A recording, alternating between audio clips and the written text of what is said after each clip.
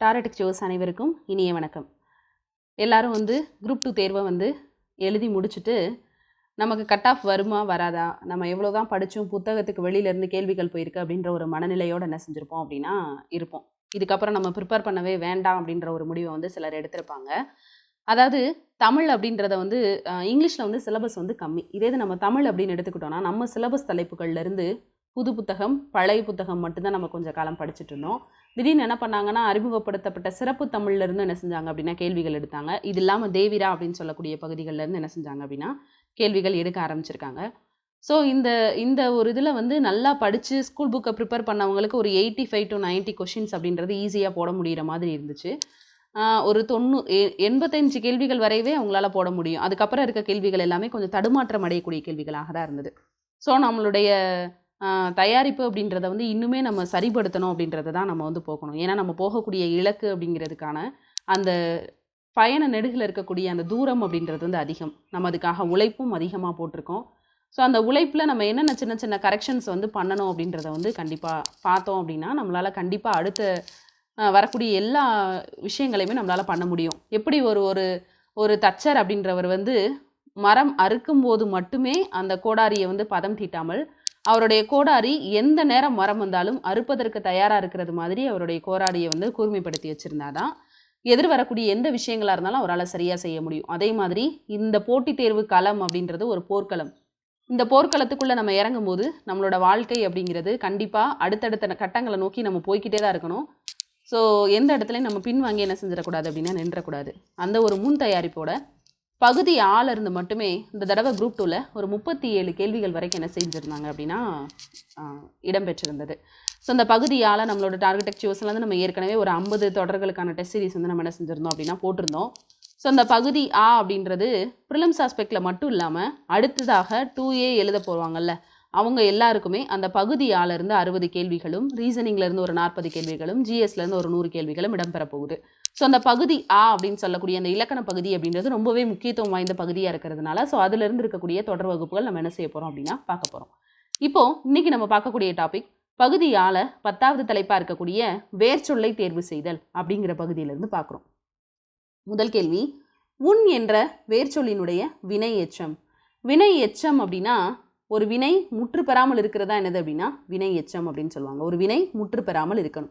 உதாரணமாக சொல்லணும்னா உகரத்துலையும் இகரத்துலையும் முடிஞ்சிச்சு அப்படின்னா அது வினை எச்சம் அப்படின்னு சொல்லுவாங்க. ஒரு வினை முற்று பெறக்கூடாது. உண்டு அப்படின்னு சொல்கிறோம். இப்போ உண்டு அப்படின்றது உகரத்தில் முடிஞ்சிருக்கு. இது ஒரு எச்ச சொல். இப்போ நம்ம இதை முழுமைப்படுத்தணும் என்ன சொல்லுவோம்? உண்டு மகிழ்ந்தான்.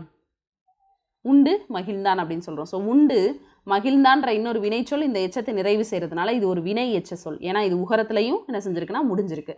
ஸோ அப்போ இது ஒரு வினை எச்சம். அப்போ மற்ற ஆப்ஷன்ஸையும் நம்ம கண்டிப்பாக பார்க்கணும். உண்ட அப்படின்னு கொடுத்துருக்காங்க. அகரத்தில் முடிஞ்சிச்சு அப்படின்னா பெயரெச்சம். இப்போ இந்த உண்ட அப்படின்ற வார்த்தைக்கு பக்கத்தில் எந்த வார்த்தையை சேர்த்தா பொருத்தமாக இருக்கும்? உண்ட அப்படின்ற சொல் ஒரு எச்ச சொல்.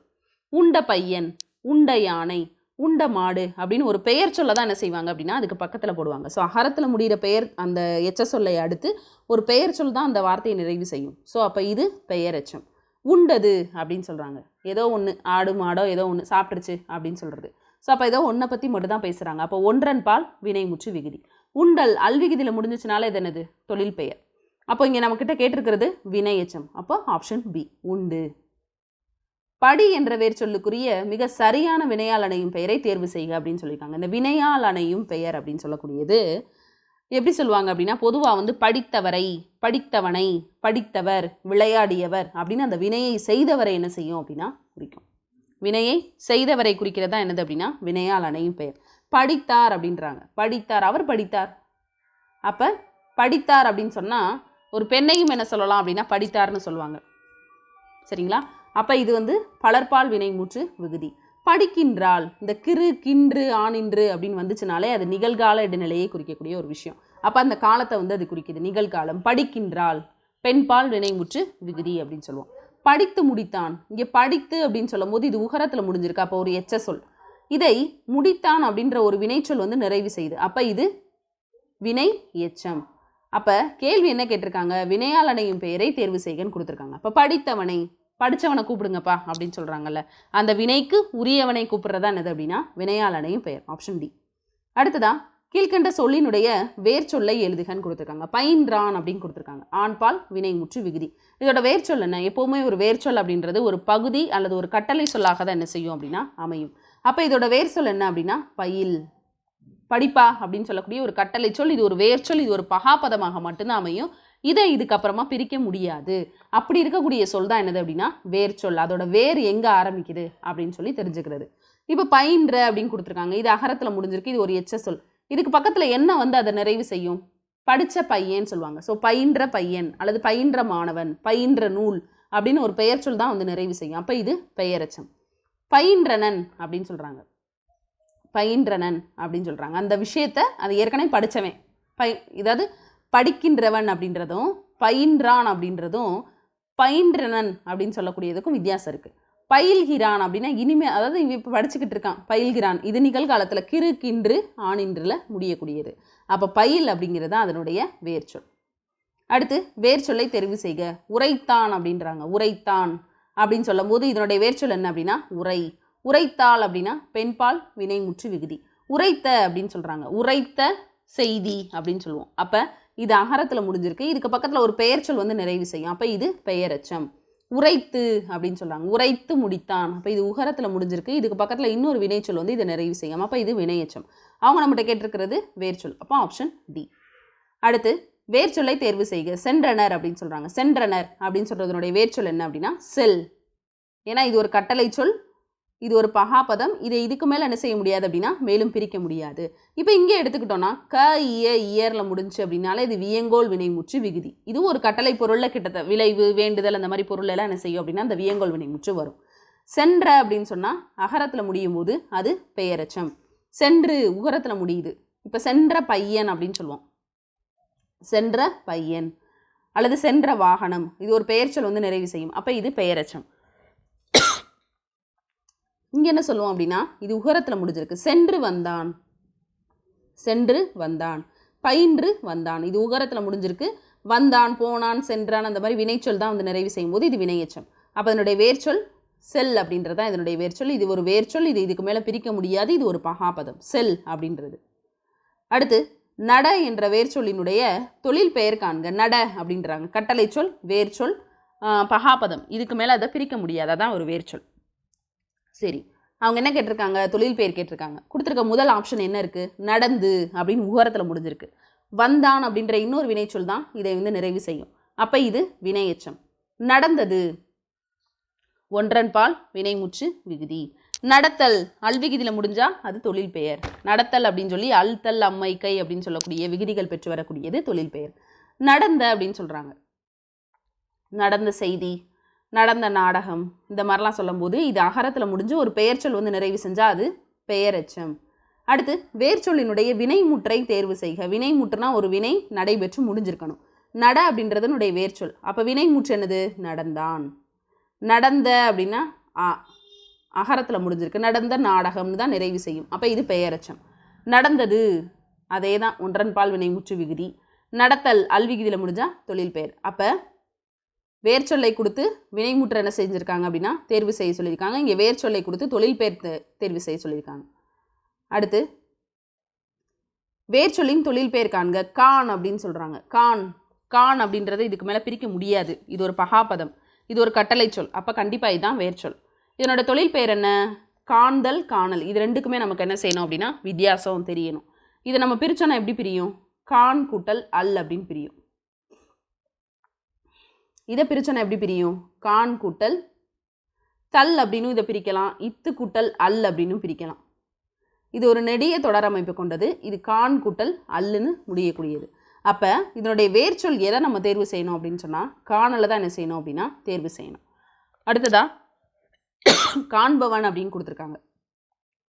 காண்பவன். ஆனால் இது ரெண்டுமே கிட்டத்தட்ட தொழில் பெயர் விகுதி வர்றது மாதிரி தான் தெரியும். பட் காணல் அப்படின்றது வந்துட்டு ஒரு சரியான ஒரு விடையாக இருக்கும். இப்போ காணல் அப்படின்னு இந்த காணல் கொடுத்தா காணல் நீர், இல்லாத ஒன்று அப்படின்னு சொல்லுவாங்க. காண்கின்ற காண்கின்ற காட்சி, இது ஒரு எச்ச சொல், அகரத்தில் முடிஞ்சிருக்கு. இதுக்கப்புறம் காண்கின்ற காட்சி, காண்கின்ற படம்ன்ற பெயர் சொல் வந்து நிறைவு செய்யும். இது பெயரெச்சம். காண்பவன் அந்த வினையை செய்பவன். அப்போ இது வினையாளனையும் பெயர். அடுத்ததா படித்தான் அப்படின்றதனுடைய வேர் சொல்லை தேர்வு செய்ய சொல்லியிருக்காங்க. படித்தான் அப்படின்னு சொல்லிட்டாங்க. அப்போ அதனுடைய வேர்ச்சொல் என்ன? அது ஒரு கட்டளை சொல்லாக இருக்கணும். அப்போ படி அப்படின்றது ஒரு கட்டளை சொல். ஆப்ஷன் பி அதான் வேர்ச்சொல். இங்கே வந்து பார்த்தோம்னா பாடம் அப்படின்னு கொடுத்துருக்காங்க. இது ஒரு வேர்ச்சொல் கிடையாது. படு அப்படின்றது அதனுடைய வேர்ச்சொல் கிடையாது. ஏன்னா இது வேற வினை, இது வேற வினை. பாடு அப்படின்றது அதனுடைய வேர்ச்சொல் கிடையாது. தொட்டு அப்படின்றதனுடைய வேர்ச்சொல் என்ன? தொடு. தொடு தொட்டுன்றதே நம்ம வேர்ச்சொல் தானே அப்படின்னு நினைக்கக்கூடாது. ஏன்னா அதை நம்ம பிரிக்க முடியும். இதுக்கப்புறம் எது பிரிக்க முடியலையோ அதுதான் என்னது அப்படின்னா வேர்ச்சொல். இதை பார்த்தீங்கன்னா தோ கூட்டல் இட்டு கூட்டல் இட்டு கூட்டல் ஊ அப்படின்னு நம்மளால் பிரிக்க முடியும். அப்போ கண்டிப்பாக இது வந்து வேர்ச்சொல் கிடையாது. தொடு அப்படின்றத நம்ம அதுக்கு மேலே பிரிக்க முடியாது, அதனால் இது வேர்ச்சொல். இங்கே பார்த்தீங்கன்னா தொன் அப்படின்னு கொடுத்துருக்காங்க. இது கண்டிப்பாக வேர்ச்சொல் கிடையாது. ஏன்னா ஒரு பகாபதம் ஒரு சொல் அதனுடைய பொருளை விளக்கக்கூடிய சொல்லாக அது இருக்கணும். அது ஒரு கட்டளை சொல்லாக இருக்கணும். தொட்டு சென்றான் அப்படின்னு உகரத்தில் முடிஞ்சிருக்கு. சென்றான், தொட்டு சென்றான், தொட்டு சென்றது அப்படின்னு இன்னொரு வினை வந்து அதை நிறைவு செய்யும். அப்போ அது வினை எச்சம். ஓடு அப்படின்றது உகரத்தில் முடிஞ்சிருக்கு. இது இதுக்கான பொருத்தமான வினை கிடையாது. இப்போ ஆப்ஷன் டி தான் சரி. வேர்ச்சொல்லை தேர்ந்தெடு. பயின்றாள் அப்படின்னு சொல்கிறோம். பயின்றாள் அப்படின்னு சொல்கிறோம். பயின்றாள்னு என்ன அர்த்தம்? அதனுடைய வேர்ச்சொல் வந்து பயில். இங்கே பார்த்தீங்கன்னா பயிலன்னு இருக்கும். ஆன்சர் மாதிரியே இருக்கும், ஆனால் தப்பு. பயில வந்தான், படிக்க வந்தவன்ப்பா அப்படின்னு சொல்கிறோம். ஸோ இங்கே பயில ஆள முடிஞ்சால் பெயர் சொல் தானே வரணும் அப்படின்னு கேட்கலாம். பயில வந்தான், படிக்க வந்தான், அவ்வளோதான். பயில புத்தகம்னு நம்ம சொல்ல மாட்டோம். அதே மாதிரி பயின்ற இந்த இடத்துல அகரத்தில் முடிஞ்சிருக்கு. அப்போ பயின்ற புத்தகம், படித்த புத்தகம், இது பெயரெச்சம். பயின்று வந்தான், என்கிட்ட தான் படிச்சுக்கிட்டு இருந்தான், படிக்கிறதுக்காக வந்திருக்கான், இதெல்லாம் வந்து எச்ச சொற்கள். பயில் அப்படிங்கிறதா கரெக்டான வேர்ச்சொல். வருக என்பதன் வேர்ச்சொல் என்ன அப்படின்னு கொடுத்துருக்காங்க. வருக, செல்க அதெல்லாம் கொடுத்தா வியங்கோல் வினை முற்று விகுதி. இதில் வந்து நமக்கு எப்போவுமே கட்டளை சொல் எப்படி இருக்கணும்? பகுதி அல்லது கட்டளை சொல், அது வேர்ச்சொல், அது பகாபதமாக இருக்கணும். அப்போ வா அப்படிங்கிறது இதுக்கு மேலே பிரிக்க முடியாது. அதனால் இதுதான் வேர்ச்சொல். வந்து சென்றான், இது உகரத்தில் முடிஞ்சிருக்கு. இன்னொரு வினைச்சொல் தான் இதை வந்து நிறைவு செய்யும். அப்போ இது வினையெச்சம்.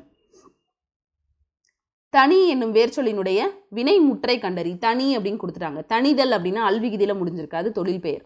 தனிந்து, தனிந்து போனது, வெந்து தனிந்தது காடு அப்படின்னு சொல்கிறல, தனிந்து போனது, தனிந்து போனது. அப்போ இன்னொரு வினைச்சொல் வந்து இதை நிறைவு செய்யும். அப்போ இது வினை எச்சம். தனிந்தது, இதுதான் வினைமுற்று. வெந்து தனிந்தது. பணிந்ததுன்றது இதுக்கு பொருத்தமே இல்லாத ஒரு வினை. ஸோ இது வந்து ஆப்ஷன் கிடையாது. ஆப்ஷன் பி தான் ஆன்சர்.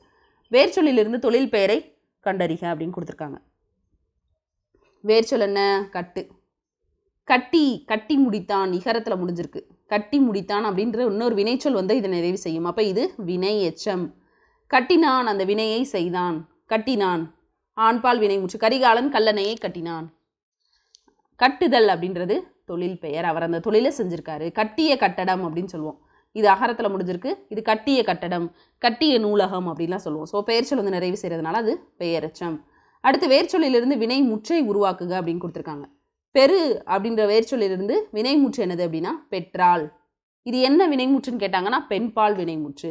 பெற்று சென்றான் அப்படின்னு வரும். ஏன்னா இங்கே உகரத்தில் முடிஞ்சிருக்கு. சென்றான் அப்படின்ற ஒரு வினை வரும்போது இது வினை எச்சம். பேரு, பெரு, பேரு, முதலிலை திரிந்த தொழில் பெயர். பெருக, கேள முடிஞ்சிருக்கு. வியங்கோல் வினைமுற்று விகுதி. அடுத்ததா சிரி என்ற வேர்ச்சொல்லிலிருந்து வினை எச்சத்தை உருவாக்குக. சிரின்ட்டாங்க, இது இதுக்கு மேலே பிரிக்க முடியாதான் வேர்ச்சொல். அப்போ அதனுடைய வினை எச்சம் அப்படின்னா ஒரு சொல் எச்ச சொல்லாக இருக்கணும். சிரித்து, வினை எச்சம்னா எதில் முடியணும்? இகரத்திலையும் உகரத்திலையும் முடியணும். அதுக்கு அடுத்து இருக்கக்கூடிய சொல்லும் ஒரு வினை சொல்லாக தான் இருக்கணும். சிரித்து முடித்தான், நம்ம சிரிச்சு பையன் அப்படின்னு சொல்லுவோமா? சிரித்த பையன் வேணா சொல்லுவோம். சிரித்து பையன்னு சொல்ல மாட்டோம். சிரித்து முடித்தான், சிரித்து மகிழ்ந்தான் அப்படின்னு இன்னொரு வினையை வச்சு தான் சொல்லுவோம். சிரித்து மகிழ்தல் அப்படின்றது ஒரு வினை, சிரித்து முடித்தான் அப்படின்றது இன்னொரு வினை.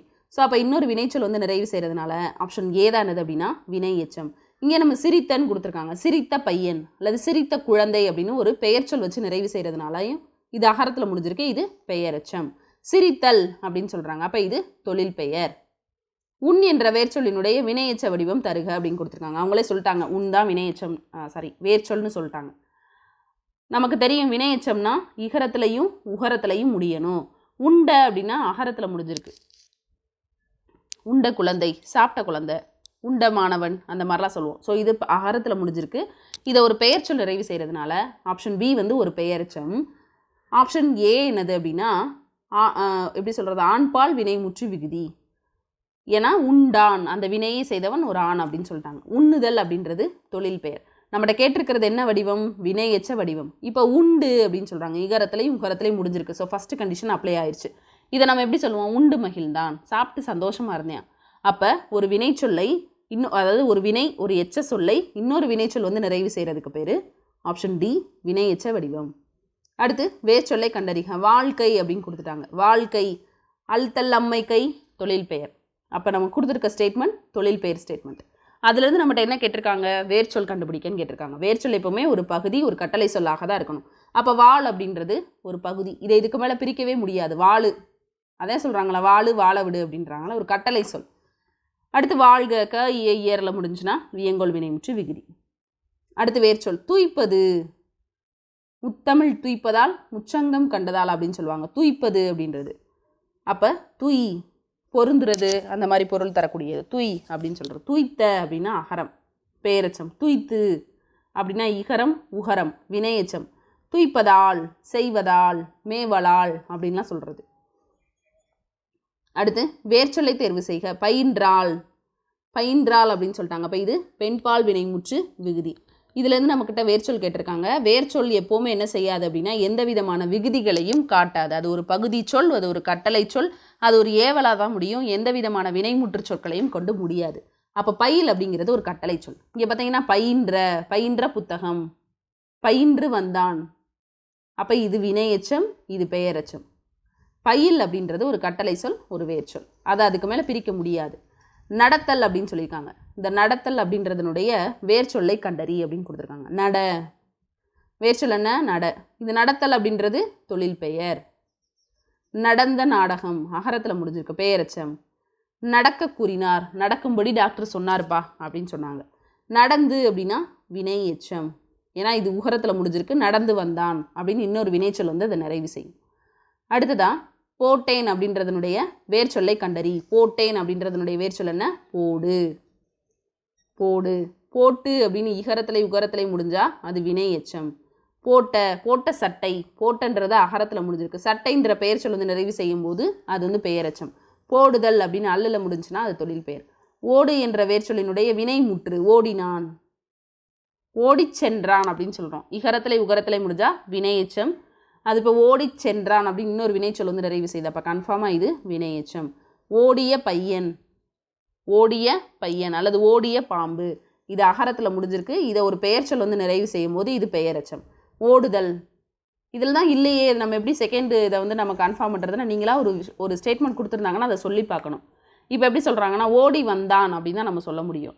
ஓடி பாம்பு அப்படின்னு சொல்ல மாட்டோம். ஸோ அப்போ அது வினை எச்சம்ன்றது நமக்கு தெரியணும். ஓடுதல் அல்விகுதியில் முடிஞ்சிருக்கு, தொழில் பெயர். ஓடினான் அப்படின்னா அது வினைமுற்று, ஆண்பால் வினைமுற்று விகுதி. அடுத்து படி என்ற வேர்ச்சொல்லினுடைய வினை எச்ச சொல்லை கண்டறிக்க. படி அப்படின்னா உகரத்துலேயும் இகரத்துலேயும் முடியணும். வினை எச்சம்னா அதான் ஃபஸ்ட்டு கண்டிஷன். இப்போ படித்துன்ட்டாங்க, ஃபஸ்ட்டு ஸ்டேட்மெண்ட் ஓகே, ஏன்னா இகரத்துலேயும் உகரத்துலேயும் முடிஞ்சிருச்சு. அடுத்ததாக என்ன கண்டிஷன் இருக்குது? அதுக்கு பக்கத்தில் வரக்கூடிய சொல் ஒரு வினைச்சொல்லாக இருக்கணும். படித்து முடித்தான், நான் சொல்லுவேன் படித்து முடிச்சிட்டேன் அப்படின்னு சொல்லுவோம். அப்போது முடித்தான் அப்படின்றது இன்னொரு வினை சொல், அது பக்கத்தில் வரும்போது இது வினை எச்சம். இங்கே பார்த்தீங்கன்னா படித்தான்னு கொடுத்துருக்காங்க, இது ஆண்பால் வினை முற்று, அந்த வினை முற்று பெற்றுச்சு. படித்தல் தொழில் பெயர். படித்த பையன் அப்படின்னு தான் சொல்லுவோம். படித்த பையன், படித்த புத்தகம், அப்போ இது பெயரெச்சம். கான் என்பதன் வினைமுற்றை தேர்ந்தெடுக்க. கான் அப்படின்றதனுடைய வினைமுற்று கண்டேன் அப்படின்றது ஆப்ஷன் டி, கண்டேன். வேர்ச்சொல்லை வினையாளனையும் பெயராக மாற்றுக அப்படின்னு கொடுத்துருக்காங்க. பார் அப்படின்றது ஒரு வேர்ச்சொல், இதை இதுக்கு மேலே பிரிக்கவே முடியாது. இதை வினையாளனையும் பெயர்னா அந்த வினையை செய்தவனை குறிக்கும். அப்போ பார்த்தவன், வினையை செய்தவன் பார்த்தவன் அப்படின்னு வரும். அப்போ பார்த்தவன். பார்த்து முடித்தான், உகரத்தில் முடிஞ்சிருக்கு. முடித்தான் அப்படின்னு இன்னொரு வினைச்சொல் வந்து நிறைவு செய்யும் போது அது வினையெச்சம். பார்த்த பையன் அல்லது பார்த்த படந்தேன் அப்படின்னு சொல்கிறோம். அப்போ ஒரு படம் அப்படின்ற ஒரு பெயர்ச்சொல் வந்து நிறைவு செய்கிறது, இது பெயரெச்சம். அல்விகுதியில் முடிஞ்சிருக்கு. பார்த்தல் அப்படின்றது தொழில் பெயர். வேர்ச்சொல்லை கொண்டு வினையெச்சத்தை உருவாக்குக அப்படின்னு கொடுத்துருக்காங்க. வினையெச்சம்னா நமக்கு தெரியும், ஃபஸ்ட்டு கண்டிஷன் இகரத்துலையும் உகரத்துலையும் முடியணும். ரெண்டாவது, அப்போ இதில் எது இகரத்துலை உகரத்துலை முடிஞ்சிருக்கு? இதுதான் முடிஞ்சிருக்கு. அப்போ தந்து, தந்து சென்றான், கொடுத்துட்டு போனார். தந்து உதவினான் அப்படின்னு சொல்கிறோம். ஸோ அதுக்கு பக்கத்தில் வரக்கூடிய இன்னொரு சொல்லும் ஒரு வினைச்சொல்லாக இருக்குது. அப்போ ஆப்ஷன் ஏ தான் எது அப்படின்னா வினையெச்சம். இங்கே பார்த்தீங்கன்னா தந்த, தந்த நூல் அப்படின்னு சொல்கிறோம். கொடுத்த புக்கு இதே அப்படின்னு சொல்கிறது. ஸோ இது வந்து அகரத்தில் முடிஞ்சிருக்கு. இதை வந்து ஒரு பெயர்ச்சொல் நிறைவு செய்கிறதுனால இது பெயரெச்சம். அதே மாதிரி தருதல் அல்விகுதியில் முடிஞ்சிருக்கு தொழில் பெயர். தந்தான் ஆண்பால் வினைமுற்று விகுதி. தொழில் பெயரை தேர்ந்தெடுன்னு கொடுத்துருக்காங்க. கொடுத்துருக்கிறதுல தொழில் பெயர் அப்படின்னு சொன்னால் வாழ் அப்படின்னு கொடுத்துட்டாங்க, அது வேர்ச்சொல். அப்போ தொழில் பெயர் என்னது? அல்தல் அம்மை கைன்னு விகுதி பெற்று வரணும். அப்போ இங்கே பார்த்தீங்கன்னா வாழ்க்கை, ஆப்ஷன் சி தான் என்னது அப்படின்னா தொழில் பெயர். வாழ்தல் அல்தல் அம்மை கை அப்படின்னு வருது, நம்ம இங்கே போட முடியாது. ஏற்கனவே சொன்ன மாதிரி வாழ் கூட்டல் இத்து கூட்டல் அல் அப்படின்னு இது பெரிய ஸ்டேட்மெண்ட்டாக வருதுன்னு வச்சுக்கோங்க. இப்போ வாழல் அப்படின்னு கொடுத்துருந்தாங்கன்னா நம்ம இதை தான் என்ன செய்யணும் அப்படின்னா தேர்வு செய்யணும். வாழல் அப்படின்னு கொடுத்துருந்தாங்கன்னா நம்ம இதை தான் தேர்வு செய்யணும். வாழ்வான் ஆண்பால் வினைமுற்று விகுதி. வந்தான் அப்படின்னு சொல்கிறாங்க. வந்தான் அப்படின்னு சொல்லும்போது அதனுடைய வேர்ச்சொல் என்ன அப்படின்னு கேட்குறாங்க. வந்தான் அப்படின்றதனுடைய வேர்ச்சொல் என்னது? வா. வந்த மாணவன் அகரத்தில் முடிஞ்சிருக்கு, மாணவன்ற ஒரு பெயர் சொல் வந்து நிறைவு செய்கிறதுனால அது பெயரெச்சம். வந்து உகரத்தில் முடிஞ்சிருக்கு, வந்து சென்றான், அப்போ இது வினையெச்சம். அடுத்ததா வேர்ச்சொல்லை தேர்வு செய்க. வந்தனன் அப்படின்னு சொல்கிறாங்க. ஸோ தன்மை தன்மை ஒருமை வினைமுற்று. வந்து கூறினான், வந்து அப்படின்னு இகரத்திலே உகரத்திலே முடிஞ்சிருக்கு, அப்போ வினையெச்ச சொல். இன்னொரு ரெண்டாவது கண்டிஷன் என்ன? வந்து கூறினான், வந்து சொன்னான், வந்து சென்றான் அப்படின்னு இன்னொரு வினைச்சொல் வந்து நிறைவு செய்யும். அப்போ ஃபர்ஸ்ட் ஆப்ஷன் என்னது? வினையெச்சம். வந்த மாணவன், வந்த யானை, வந்த குதிரை அப்படின்னு ஒரு பெயர் சொல் வந்து நிறைவு செய்யும். அதே மாதிரி இது அகரத்தில் முடிஞ்சிருக்கு, அப்போ இது பெயரெச்சம். வ அப்படிங்கிறது ஒரு குறில் தானே தவிர இது கண்டிப்பாக என்ன கிடையாது அப்படின்னா ஒரு வேர் சொல் கிடையாது. இது எந்த விதமான பொருளையும் உணர்த்தலை, இது ஒரு கட்டளை சொல் கிடையாது. அப்போ வா அப்படிங்கிறதான் ஆன்சர். அடுத்து கொல்லாமை அப்படின்ற எதிர்மறை தொழில் பெயரிலிருந்து வேர் சொல்லை தேர்வு செய்க அப்படின்னு கொடுத்துருக்காங்க. கொல்லாமை அப்படின்றது கண்டிப்பாக என்னது? எதிர்மறை தொழில் பெயர். அதுலேருந்து வேர் சொல் என்னது? கொல். அப்போ கொள்ளுதல் அப்படின்னா அது தொழில் பெயர், ரைட்டா? அடுத்து வேர்ச்சொல்லினுடைய வினையாளனையும் பெயரை தேர்வு செய்க. வினையாளனையும் பெயர்னா அந்த வினையை செய்தவனை குறிக்கக்கூடியது. பாடு அப்படின்னு கொடுத்துட்டாங்க. பாடுதல், பாடுதல் தொழில் பெயர்னு சொல்லுவோம். பாடிய, பாடிய மாணவன் அகரத்தில் முடிஞ்சிருக்கு. அதுக்கப்புறமா பாடிய மாணவன், பாடிய பாடல்னு ஒரு பெயர் சொல் வந்து நிறைவு செய்யும். ஸோ பெயரெச்சம். அதே மாதிரி பாடுக, க இயரில் முடிஞ்சிருந்ததுன்னா இயங்கோல் வினைமுற்று விகுதி. பாடியவள் அப்படின்றது அந்த வினையை செய்தவளை குறிக்கக்கூடியது. அப்போ ஆப்ஷன் டி. கேள் என்ற, அதாவது வேர்ச்சொல்லை கொடுத்து வினைமுற்று கேட்டிருக்காங்க. கேள் அப்படின்ற வேர்ச்சொல்லினுடைய வினைமுற்று. கேள் அப்படின்றது வேர்ச்சொல், அது அதுக்கு மேலே பிரிக்க முடியாது. வினைமுற்று கேட்டான். இதே கேட்டவன் கொடுத்தா வினையாளனையும் பேர். இப்போ பார்த்தீங்கன்னா இங்கே கேட்ட அகரத்தில் முடிஞ்சிருக்கு. பாடல் அப்படின்ற ஒரு பெயர் சொல் வந்து நிறைவு செய்யும், இது பெயரெச்சம். கேட்டு மகிழ்ந்தான், இது உகரத்தில் முடிஞ்சிருக்கு, இது இன்னொரு வினைச்சொல் வந்து நிறைவு செய்யும், அப்போ வினையெச்சம். அடுத்து வினையாளனையும் பெயரை தேர்ந்தெடு. கொடு அப்படின்றதனுடைய வினையாளனையும் பெயர் கொடுத்தார். இது வந்து ஆக்சுவலி கொடுத்தவர்னு வரணும். கொடுத்தார் அப்படின்னா அது வந்து பலர்பால் வினைமுற்று விகுதியாகவும் அதை நம்ம கணக்கில் கொள்ளலாம். அடுத்து அறியேன் அப்படின்றதனுடைய வேர்ச்சொல் என்ன? அறி, தெரிஞ்சுக்கோ அப்படின்னு அர்த்தம். அறியேன் அப்படின்னு சொல்கிறாங்க, எனக்கு தெரியாது, எதிர்மறையாக சொல்கிறது அறியேன் அப்படின்னு சொல்கிறது. அடுத்ததா வேர்ச்சொல்லை தேர்வு செய்க. படித்தவர் அப்படின்ட்டாங்க. அப்போ அந்த வினையை செய்தவர் வினையாளனையும் பெயர். அதனுடைய வேர்ச்சொல் என்னவா இருக்கும்? படி. இதே இது நீங்கள் படு அப்படின்னு போட்டிங்கன்னா அதனுடைய மீனிங்கே வந்து மாறி போயிடும். இது வேற வினை, இது வேற வினை. அப்போ படி அப்படிங்கிறதா அதனுடைய வேர்ச்சொல். படித்த நூல் அகரத்தில் முடிஞ்சிருக்கு. நூல் அல்லது படித்த பையன்ற பெயர் சொல் வந்து நிறைவு செய்து, அப்போ பெயரெச்சம். படித்து அப்படின்றது உகரத்தில் முடிஞ்சிருக்கு. இகரத்தில் உகரத்தில் முடிஞ்சது வினையெச்சம், அது ஃபர்ஸ்ட் கண்டிஷன். அதுக்கடுத்ததாக ரெண்டாவது படித்து முடித்தான், படித்து மகிழ்ந்தான் இன்னொரு வினைச்சொல் வந்து நிறைவு செய்யும், அப்போ இது வினையெச்சம். படித்தல் அப்படின்னு அல்விகுதியில் முடிஞ்சிருக்கு, தொழில் பெயர். அடுத்ததா வேர்ச்சொல்லினுடைய தொழில் பெயரை காண்க. கான் அப்படின்னு கொடுத்துருக்காங்க. கான் அப்படின்றதனுடைய தொழில் பெயர் காணல். கண்டான் அப்படின்றது என்னது? ஆண்பால் வினைமுற்று விகுதி. கண்டன்றது அகரத்தில் முடிஞ்சிருக்கு, கண்ட படம் அப்படின்னு சொல்லுவோம். ஸோ பெயர் சொல்லை கொண்டு நிறைவு செய்கிறது பெயரெச்சம். கண்டு அப்படின்னு இகரத்தில் உகரத்தில் முடிஞ்சிருக்கு, அப்போ வினையெச்சம். எதில் முடிஞ்சிருக்கு? உகரத்தில் முடிஞ்சிருக்கு. கண்டு மகிழ்ந்தான் அப்படின்னு இன்னொரு வினைச்சொல் நிறைவு செய்யும், அப்போ வினையெச்சம். காணல்ன்றது தொழில் பெயர். அடுத்ததா வேர்ச்சொல்லினுடைய வினையெச்சத்தை கண்டறிக. தா அப்படின்னு சொல்கிறாங்க. தா அப்படின்னு சொல்கிறாங்க. தான்றது ஒரு கட்டளை சொல். இதனுடைய வினையெச்ச வடிவம் அப்படின்றது எப்படி இருக்கும்? இகரத்திலையும் உகரத்திலையும் முடியணும். தந்து உதவினான், தந்து ஃபர்ஸ்ட் கண்டிஷன் ஓகே, உகரத்தில் முடிஞ்சிருச்சு. தந்து உதவினான் இன்னொரு வினைச்சொல் வந்து நிறைவு செய்யும் போது இது வினையெச்சம். அப்போ தந்தான் அப்படின்னா ஆண்பால் வினைமுற்று விகுதி. தந்த, தந்த நூல் அப்படின்னு சொல்கிற அகரத்தில் முடிஞ்சிருக்கு. இன்னொரு பெயர் சொல் வந்து நிறைவு செஞ்சால் பெயரெச்சம். அடுத்ததா வேர்ச்சொல்லை கொடுத்து வினையெச்சத்தை உருவாக்குக அப்படின்னு கொடுத்துருக்காங்க. கொடு அப்படின்றதனுடைய வினையெச்சம் என்னது? கொடுத்து. கொடுத்து உகரத்தில் முடிஞ்சிருச்சு. கொடுத்து, கொடுத்து வந்தான் அப்படின்னு சொல்கிறோம். ஸோ அடுத்து ரெண்டாவது கண்டிஷன் அப்ளை ஆகும். அப்போ ஆப்ஷன் சி தானது அப்படின்னா ஆன்சர். அடுத்து சூழ் என்னும் வேர் சொல்லின் வினையாளனையும் பெயர். அந்த வினையை செய்தவரை குறிக்கக்கூடியதா என்னது அப்படின்னா வினையாளனையும் பெயர். அப்போ சூழ்வார். சூழ்ந்த அப்படின்னா ஆள முடிஞ்சிருக்கு, ஃபஸ்ட்டு கண்டிஷன். சூழ்ந்த நாகம் அப்படின்னு சொல்கிறோம். பெயர்ச்சொல் நிறைவு செஞ்சால் பெயரச்சம். சூழ்தல் தொழில் பெயர். சூழ்ந்து சூழ்ந்திருந்தது அப்படின்னு சொல்கிறோம். ஸோ இகரத்துலேயும் உகரத்துலேயோ முடியணும். ஃபஸ்ட்டு கண்டிஷன் உகரத்தில் முடிஞ்சிருக்கு. சூழ்ந்து வந்தது அப்படின்னு சொல்லும் போது இது வினையச்சம். நம்மகிட்ட கேட்டிருக்கிறது வினையாளனையும் பெயர். அப்போ ஆப்ஷன் ஏ தான் ஆன்சர். நிறுத்தல் என்ற என்ற வேர்ச்சொல்லினுடைய நிறுத்தல் என்ற சொல்லின் வேர் சொல்லை தேர்வு செய்க. நிறுத்தல் அப்படின்றது அல்விகுதியில் முடிஞ்சிருக்கு. அப்போ தொழில் பெயர். என்னுடைய வேர்ச்சொல் என்னவா இருக்கும்? நிறுத்து. நீங்கள் நிறுன்னு போட்டிங்கன்னா அது தப்பு. நிறுத்து, ஸ்டாப் அப்படி தான் சொல்ல முடியும். சரிங்களா? இந்த நிறு அப்படின்றது வேற, இந்த நிறுன்றது வேற. இப்போ நிறு அப்படின்னு சொல்கிறது நிறுத்து, போது இதோட நிப்பாட்டு அப்படின்னு சொல்கிறது. இது ஒரு வேர்ச்சொல், இது ஒரு கட்டளை சொல். இது இதுக்கு மேலே பிரிக்க முடியாது. அடுத்து மயங்கிய அப்படின்ற சொல்லினுடைய வேர்ச்சொல் என்ன அப்படின்னா மயங்கு. அது ஒரு கட்டளை சொல், மயங்கு அப்படின்னு சொல்கிறது. மயங்கிய குழந்தை அப்படின்னு சொல்லுவோம், அல்லது மயங்கிய பாம்பு. அகரத்தில் முடிஞ்சிருக்கு. First condition okay. ரெண்டாவது மயங்கிய குழந்தை அல்லது மயங்கிய பாம்புன்னு பெயர் சொல் செஞ்சால் பெயரச்சம். மயங்கினால் பெண்பால் வினைமுற்று விகுதி, மயங்கினான் ஆண்பால் வினைமுற்று விகுதி. அடுத்து வேர்ச்சொல்லை கொடுத்து வினையாளனையும் பெயரை உருவாக்குக. தந்தான் அப்படின்னு சொல்கிறோம். இங்கே கொடுத்துருக்கிற வேர்ச்சொல் என்னது? தா. தந்தான் ஆண்பால் வினைமுற்று விகுதி. தந்து சென்றார் உகரத்தில் முடிஞ்சிருக்கு. First condition okay. இகரத்துலேயே உகரத்துலேயே முடியணும். ரெண்டாவது தந்து சென்றான் அப்படின்னு இன்னொரு வினைச்சொல் வந்து நிறைவு செய்து அப்போ வினையெச்சம். அப்போ ஒரு சொல் வினையெச்சம்னா இகரத்துலேயோ அல்லது உகரத்துலேயோ முடியணும். அது ஃபஸ்ட்டு கண்டிஷன். தந்து வந்து அப்படின்னா அதுக்கு பக்கத்தில் வந்து சென்றான், தந்து கொடுத்தான், அந்த மாதிரிலாம் சொல்லக்கூடிய வினைச்சொல் நிறைவு செஞ்சால் அது வந்து வினையெச்சம். தந்தவர் அந்த வினையை செய்தவர். அப்போ ஆப்ஷன் டி தான் வினையாளனையும் பெயர். வேர்ச்சொல் கேட்டனன். கேட்டனன் தன்மை ஒருமை வினைமுற்று விகுதி. இதில் இருக்கக்கூடிய வேர்ச்சொல் என்னன்னா கேள். கேள் அப்படின்றது வேர்ச்சொல் எப்பவுமே ஒரு கட்டளை சொல், ஒரு பகுதி சொல். அது அதுக்கு மேலே பிரிக்கவே முடியாது. ஆப்ஷன் டி தான் ஆன்சர். உன் என்னும் வேர்ச்சொல்லின் இருந்து வினையாளனையும் பெயரை கண்டுபிடிக்க. உன்னு கொடுத்துட்டாங்க.